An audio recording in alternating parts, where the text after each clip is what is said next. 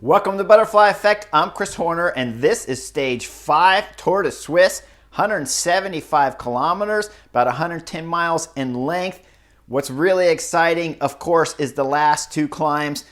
Penultimate climb, 8 kilometers, about 8.5%, so it's super steep, long climb, but hard, and it's going to devastate the field, of course, when you're talking over 8%. It's going to be hard on the legs.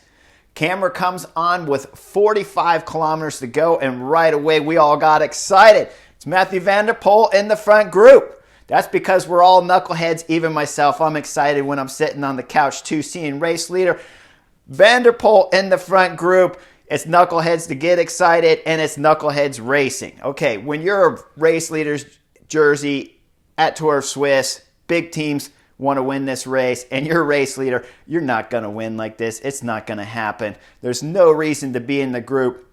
The guys that he's with, Pernsteiner, Samitier, and Imhoff, those guys are knuckleheads too, because you got no chance of winning if you're up there with Van der Poel. Save your legs. Sit up. Don't follow him. Let the race leader go up there solo if he wants to and do the whole stage that way.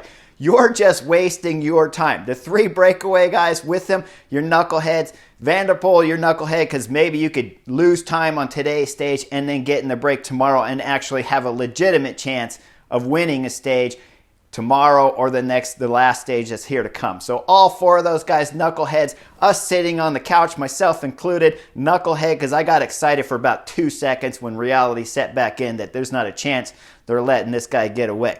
Now they'll catch him before the start of the penultimate climb. He sits up, Ineos back there riding, of course, bring him back.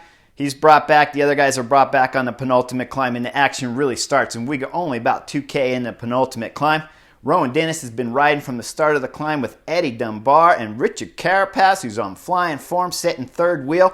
Now, I started to worry a little bit because I told you yesterday everything was just going to be mano a mano on the climbs.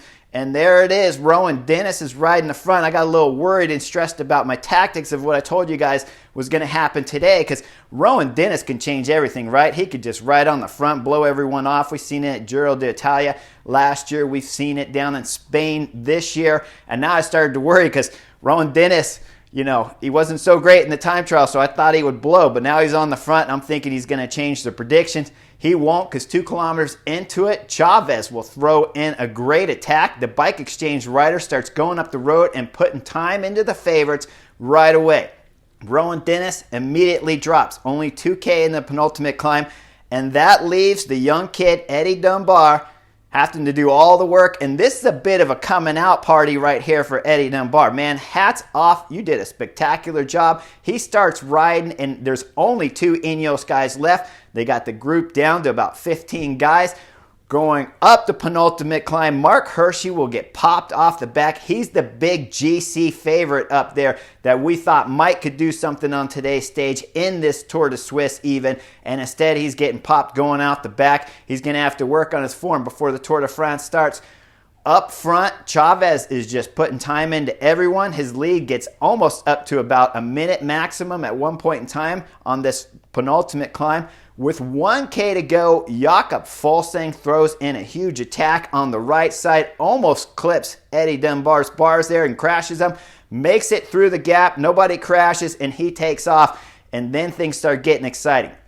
Richard Carapaz, the attacks start coming from the back now, and he's going to follow Michael Woods in the other attacks, and that's going to leave Eddie Dunbar dropped. Now, in years past, you don't see this with Ineos. Penultimate climb, race leader dropping, leaving their domestique rider going up the climb, and Eddie Dunbar looked fantastic. But you have to remember, when you look at it from Richard Carapaz, no one has seen Eddie Dunbar riding this good. I've seen him throughout this year getting better and better in little increments. Now he's riding fantastic. But Richard Carapaz, he hasn't seen this level of form from him. So when the favorites start attacking near the top of the penultimate climb, he's going to go ahead and leave his Ineos domestique there, Eddie Dunbar, and start following attacks. Probably a wise move. Now, over the top of the climb, Chavez is going over the top with about 30 seconds on Jakob Fuglsang, who's got about a 15-second gap on the GC favorites back there. Behind 2, I want to point this out, 2 Jumbo-Visma guys drop. Antoine Tollhook and Sam Omen drop, and Eddie Dunbar's locked onto their wheel. So we're going over 1-1, the group of GC favorites, and then you have a group of 3, 2 Jumbo-Visma guys and Eddie Dunbar. And this is big for Ineos because Jumbo-Visma's back there and they're trying to get back to that GC group to help Sam Omen stay in top 10 on GC here at Tour de Suisse. Now, they'll pull Eddie Dunbar all the way back on, but going down the descent, things get a little hairy and scary there for Chavez, who goes into the left turn, hits a hard bump. Luckily for Chavez, he had somebody's personal home with the driveway there coming off to the right side of the road, and he was able to shoot up the driveway, do a U-turn, come back down, and jump back on the road without crashing. Now, what really happened here when he's coming into the turn, there's a solid bump there, dead center point there in the turn. He's on the inside. He's hard on the brakes, and his weight's going to be forward on the bars. When the back wheel hits that bump, because he's got power on the front brakes and because his weight's all the way forward, that's lightened up the back wheel. Once he hits that bump, it's going to kick that back wheel up into the air, and now he's in trouble because he can't continue to make the turn and he can't slow the bike. You have to let off the front brakes a little bit now to get that back wheel to drop back down. He does, but he has no brakes now to slow him down to make the turn. Luckily, the driveway there is on the right, and it's a nice little ramp hill driveway. So as soon as he gets on it, not only is he hard on the brakes, but because the driveway is going up a little bit, that'll help slow his speed. He won't crash. Just do the U-turn, jump back on the road, and start racing again. Jakob Fuglsang, though, with that little air from Chavez, Jakob Fuglsang's going to catch on to the Colombian rider, and those two will work together all the way to the last climb. Behind Eddie Dunbar on the Jumbo-Visma train, pulled them back to the favorites, and now Eddie Dunbar is going to jump on the front and start pulling like crazy for Richard Carapaz. So Eddie Dunbar coming out party is fantastic. He's back on the front and driving down the descent. Now, with about 10 kilometers to go, things get a little interesting. Max Schachmann is calling up the car. Julian Alaphilippe will call up the car, and he'll take a bottle. Now, sometimes when you're sitting on the couch, and I don't know for sure what the rules are, normally it's 20K to go is when you can stop, when you have to stop feeding from the car, but sometimes they change it. So Alaphilippe's back there, he's getting a bottle, gets a fling back up past the commissaire's car, and you see the commissaire start yelling at him for something. Now, when I'm on the couch, I assume it's because he's feeding too late in the race, but we're going to have to wait to the finish to find out. So, the officials, I had this happen to me once at the World Championship. I took the bottle too early. Normally, feeding's closed the first 50K of the race. I took a Coca-Cola at the World Championships with about 45K into the race. The official yelled at me. Instead, so make sure I don't get penalized, I tossed the Coca-Cola and said, there, I didn't take a feed, and he let that go. Julian Alaphilippe had these options because clearly they had a discussion there together with the official and Julian Alaphilippe, and he could have tossed his bottle and hoped that maybe that would be enough. Instead, Julian Alaphilippe argues, gets back onto the front of the group, and then we start the final climb. Eddie Dunbar starts the final climb on the front. It's about 8 kilometers to go. And this climb, I'm going to take a guess because it's not rated. I'll say it's about 7%. Something over 6, definitely less than 8.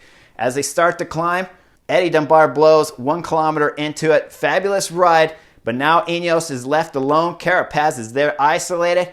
But what happens? Don't worry, Carapaz. Jumbo-Visma's here, and they brought the limo. So you're okay. You're going to get a limo ride now for at least 3-4 kilometers when Jumbo-Visma's on the front. Guys, if you want any other confirmation about what kind of knuckleheads they're being led by over at Jumbo-Visma, watch the 2019 Tour de France, and you watch that stage, the mountain stages in the later week. Jumbo-Visma have 3 riders in the final group of GC guys. Ineos have 4, and it's Jumbo-Visma riding on the front. It's unbelievable, their tactics, and they do it all the time. Now, I already told you on the penultimate climb with 1K to go, Sam Omen and Antoine Tollhook both got dropped. They chased down the descent just to bring Eddie Dunbar back to the front. That I agree with. You got to do what you got to do to get back to the front GC guys. But now when Eddie Dunbar drops and you have 7 kilometers to go in the climb, this is what you want. You want chaos. You want the racing to stop, hesitate, and guys just start attacking in all different directions. And you cover it with your two Jumbo-Visma guys, either to win a stage, or if Sam Omen does get dropped again, which is going to happen because he already got dropped on a penultimate climb, he's got a teammate with him to pace him and do damage control all the way to the finish. Instead, Jumbo-Visma, they bring out the limo, man. I mean, it's polished, it's waxed, it looks beautiful. And they're going to put Richard Carapaz in the back seat, and they're going to tow him for the next few kilometers until Michael Woods throws an attack just under 5K to go. Richard Carapaz will counter the attack, and he'll start going solo. Now, he's got two guys in front, and it's Chavez. He'll fly by Chavez with about 3 kilometers to go. Jakob Fuglsang is in his sights, and he'll latch on to Fuglsang. Fuglsang is beautiful and smart tactics from this point all the way to about 250 meters to go. He's sitting there locked on Carapaz's wheels. The favorites in the back now are playing cat and mouse games, and they're jumping and attacking each other. No one will work together to help bring back Carapaz. And at times, this climb is big chainring. Big chainring means they're going fast. So if the guys in the back are playing games, you know Carapaz is just on the pedals flying because the only guy he has with him is Jakob Fuglsang, and he's not a threat to take the yellow jersey at this moment. So Fuglsang, fantastic up front. He's sitting on the wheel beautiful from about 3K to go all the way to about 250 meters to go. And this is when the wheels fall off of Fuglsang. I don't know what he was thinking. He could have just sat there beautiful all the way to the last minute, start jumping with about 50 or 75 meters before the line and win the stage and take the time bonuses. Instead, Jakob Fuglsang, my old teammate at Radio Shack, you got it. There's always one of my old teammates in there. He jumps at about 200, 250 meters to go, and it's an uphill drag all the way to the finish with a headwind, we're being told from the commentators. Carapaz is sitting there in beautiful style, and he is just in the draft all the way around and just slingshots off. Waits till under 50 meters to go, maybe 40 meters to go. He starts to sprint and comes by and takes a beautiful stage win here at the Tour de Suisse and race leader's jersey. Now, behind, Julian Alaphilippe will take the front a little early, and he'll take the front early, but he's not going 100%. It's not like what you watch with Jakob Fuglsang, but his legs are starting to get tired, and he's got one other guy back there with some speed, and that's the Canadian Michael Woods, because Michael Woods definitely has some power when it comes to these little bursts of speed on these uphill finishes, and he'll jump by Julian Alaphilippe and take third spot time bonuses on the stage. Now, when we look at the general classification, Carapaz has the race leader's jersey. I already told you that. Jakob Fuglsang sitting second, about 25 seconds. Julian Alaphilippe was third, but he'll get a time penalty for that feeding back there with 10K to go. He'll drop back to fourth. Max Schachmann will drop into third to take the podium spot here at Tour de Suisse. Now, I can't believe the amount of knuckleheads on today's race, because when you look at that early break, they're all knuckleheads. Us fans getting excited on the couch were knuckleheads. And Jumbo-Visma, the biggest knuckleheads of all, you got dropped on a Category 2. You brought out the limo. You pulled Carapaz all the way to under 5K to go. Then he lit you guys up. The first guy to get popped out of that group, Antoine Tolhoek, got popped. Right after that, Sam Omen gets popped immediately. He'll lose a minute and 30 seconds. Tolhoek will come in more than 2 minutes behind. So Jumbo-Visma, terrible tactic. Big knucklehead on today's stage. Ineos, fabulous. Underpowered like I thought it would be on today's stage, but Carapaz just doing everything perfect all the way to the line. Eddie Dunbar coming out party today. We've seen him good on the earlier stages today, but to ride like he did today was a fabulous job. Ineos got their work cut out for him in the following stages because, like I said, the team is underpowered, but tomorrow's stage is only 130 kilometers. Big climbs, I know, but at only 80 miles in distance, these pros, even with their form, can be really powerful and fast and have some motivation when you know it's only a 130 kilometer stage. So I expect to see something from Ineos with some of their domestiques besides Eddie Dunbar going a little bit further on these climbs, and they should be able to take care of Carapaz on tomorrow's stage. Now the last stage and the time trial we got coming up on stages 7 and 8, that's a different story, but let's focus on tomorrow's stage. Ineos should be able to control tomorrow's stage, and Carapaz should be starting the time trial with the race leader's jersey here at Tour de Suisse.